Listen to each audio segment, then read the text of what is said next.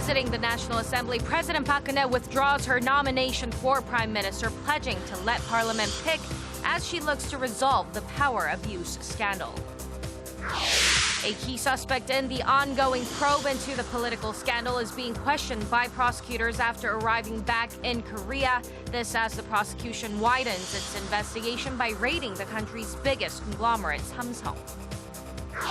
Plus, it's Election Day in the United States. Tens of millions of Americans flock to the polls to cast their ballots in a tight race between Hillary Clinton and Donald Trump. These and more coming right up.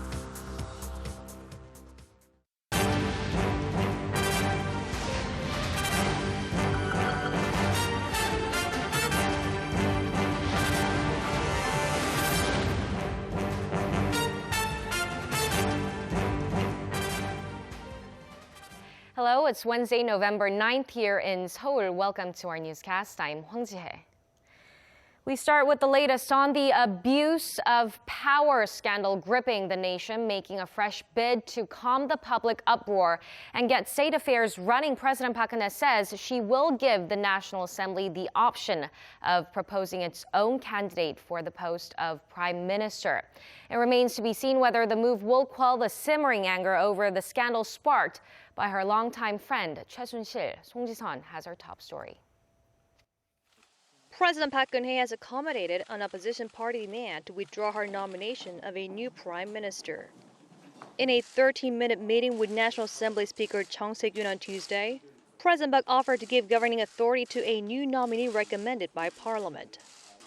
국회에서 여야 합의로 총리의 좋은 분을 추천해 주신다면 그분을 총리로 임명해서 실질적으로 내각을 생활을 나갈 수 있도록 하겠습니다.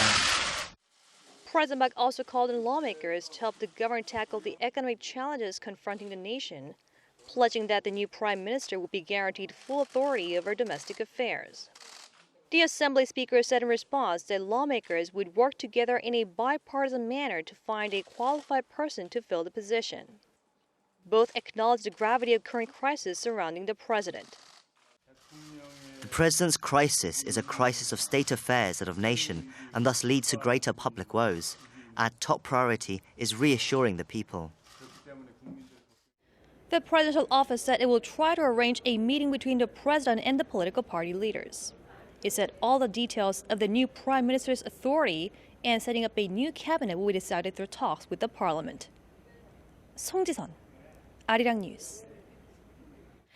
And as you might expect, there was a mixed reaction from Korea's rival parties. The ruling party praised President Park's willingness to yield power, but the opposition dismissed the move, saying nothing about the president's attitude has changed. Kim Young-gil has the details. The ruling Saenuri party said Tuesday that it, along with the presidential office, is responsible for the ongoing political crisis and called on the opposition to lend its full support. Parliament must do its part to prevent a vacuum in state affairs. The opposition bloc should also work with us to normalize state affairs. The ruling party said it hopes to have a wholehearted discussion with the opposition parties to resolve the controversy surrounding the president's unilateral nomination of a new prime minister. However, the main opposition Democratic Party of Korea said President Park Geun-hye is still failing to communicate with and does not respect Parliament, pointing to her 10-minute meeting with the Assembly Speaker earlier in the day as an example.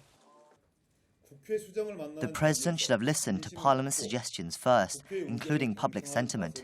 It's regrettable that she only said what she wanted to say.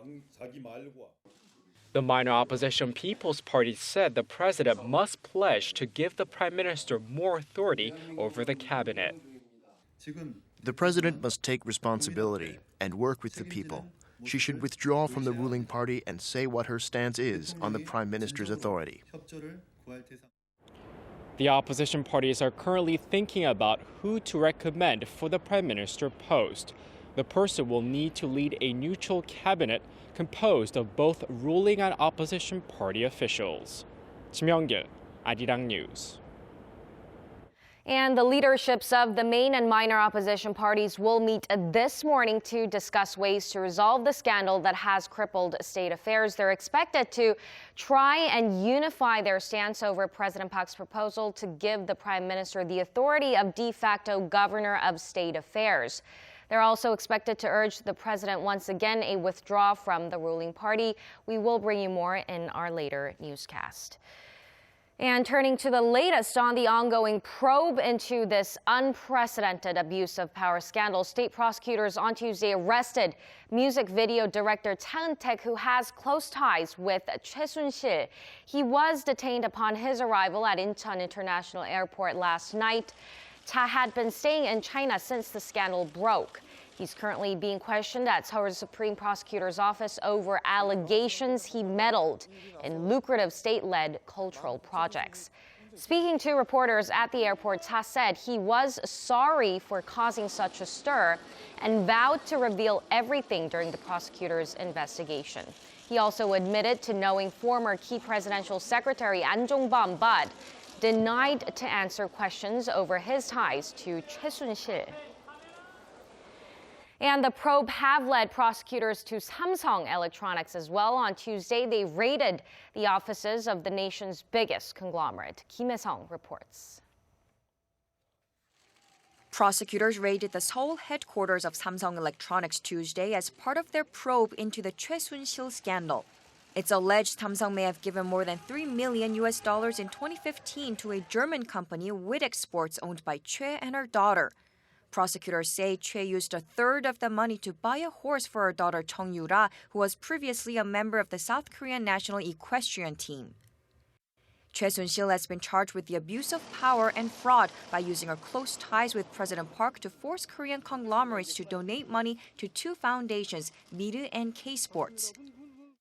Samsung is known to have donated over $17 million, the most among 53 companies that together gave around $70 million.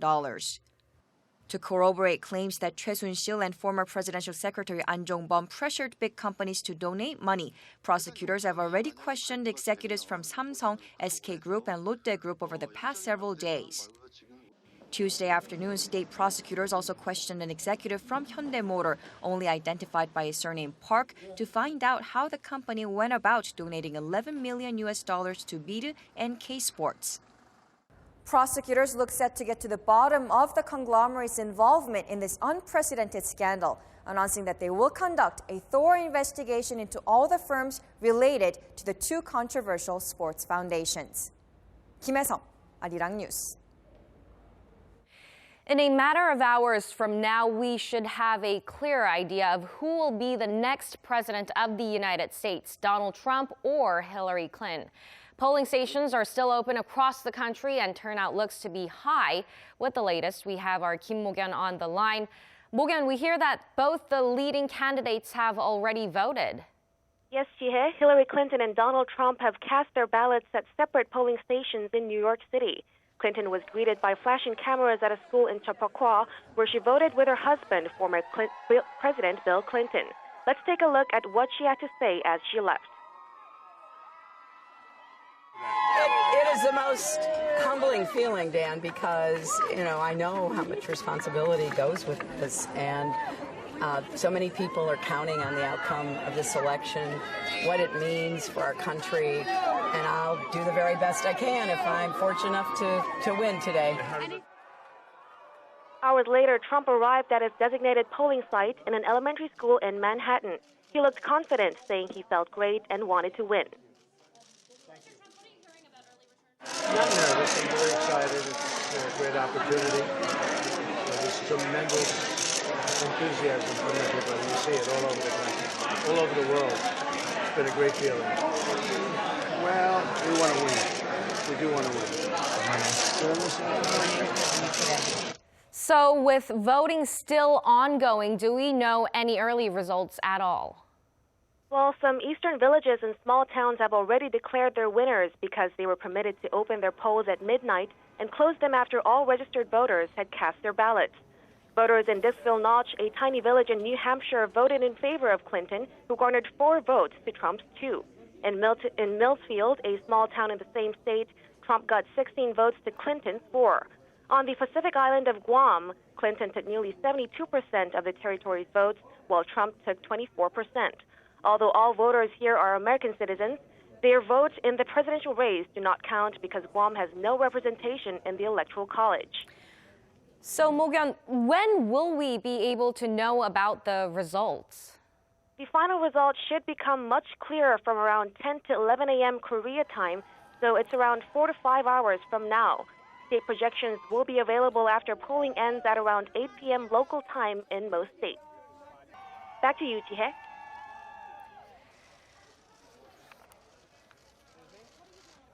All right, thanks for that report. We appreciate it, Mo-kyun. And with the results of the U.S. presidential election expected in the coming hours, people are wondering about its impact on South Korea, especially when it comes to foreign policy. The South Korean government predicts ties with Washington will only improve no matter who wins the White House. Kwon Swa tells us more.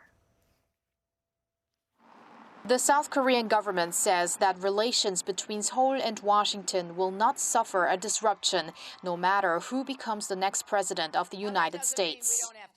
In fact, Seoul's foreign ministry spokesperson Cho Jun-hyuk said during a regular press briefing Tuesday that the government is certain that regardless of the election result, the South Korea-U.S. alliance will only develop further.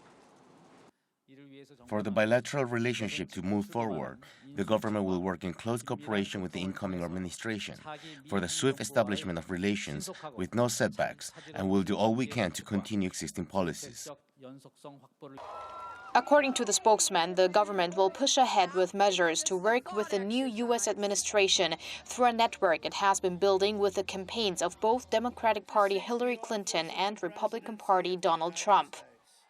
Cho added that all usual procedures, including a phone conversation between South Korea's president and the new U.S. president, will be followed through. In general, the consensus in South Korea is that a Clinton victory won't have a negative impact on Seoul's relationship with Washington, especially because she appears to support similar North Korea policies. Clinton is said to be considering stronger sanctions on Pyongyang and has emphasized the importance of the U.S. military presence in South Korea, whereas her rival Donald Trump has said on various occasions that America's allies should pay more for the U.S. troop presence or defend themselves. Government officials in Seoul say that no matter what happens, the person who becomes president will not steer Seoul and Washington's robust diplomatic strategies too far off course. Kwon So-ah, Arirang News. With the nuclear and missile threats rising from North Korea, the air forces of South Korea, the United States, and Great Britain conducted their first combined air exercise on Tuesday. For more on the Invincible Shield drills, Kim Hyun-bin reports. South Korea's Air Force detects a large number of enemy aircraft moving south. Soon after, fighter jets from South Korea, the U.S., and the United Kingdom are deployed to the area, shooting down all enemy craft in sight. This is part of an exercise dubbed Invincible Shield, in which the South Korean, U.S., and U.K. Air Forces are conducting combined air maneuvers for the first time on the Korean Peninsula. This is the first time the three countries have conducted a combined exercise to maintain peace and security on the peninsula, as well as to enhance defense cooperation with the UK Air Force.